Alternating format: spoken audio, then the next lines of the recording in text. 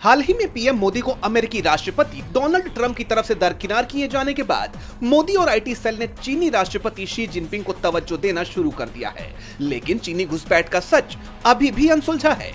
इसी मुद्दे को लेकर बीजेपी के सीनियर नेता सुब्रमण्यम स्वामी ने मोदी सरकार को घेरते हुए एक्स पर लिखा कि मोदी वास्तव में एक देशद्रोही हैं। उन्होंने घोषणा की कि चीन ने हमारी जिस निर्विवाद लद्दाख और अरुणाचल की जमीन पर कब्जा किया है वो बस कोई नहीं आया था।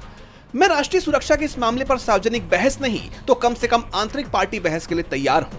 पूर्व कमांडर इन चीफ को तो उनकी सेवानिवृत्ति के बाद उनकी किताब प्रकाशित करने की इजाजत भी नहीं दी गई है। स्वामी यही नहीं रुके, उन्होंने आगे कहा कि भारत चीन सीमा विवाद कोई नया मुद्दा नहीं है, लेकिन सवाल ये है कि देश की जनता को सच्चाई जानने से क्यों रोका जा रहा है।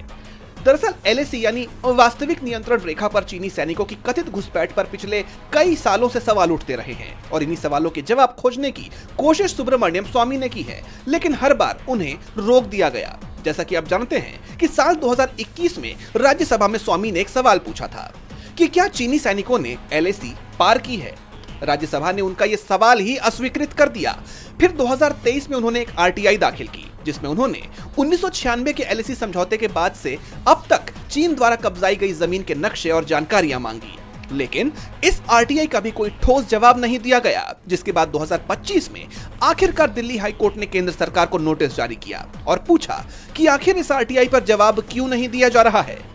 अब इन सवालों के जवाब न आने के बाद सुब्रमण्यम स्वामी ने कहा है कि यह हास्यास्पद ही नहीं बल्कि दुखद है कि मेरा सवाल राष्ट्रीय हित के नाम पर पूछने की अनुमति नहीं दी जा सकती। अगर सीमा पर घुसपैठ की सच्चाई छिपाई जाएगी तो पारदर्शिता और जनता का भरोसा दोनों खत्म हो जाएंगे।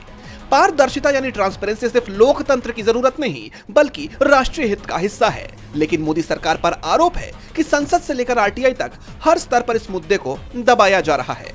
सीमा विवादों की सच्चाई छिपाने से जनता की सुरक्षा और विदेश नीति दोनों पर असर पड़ता है।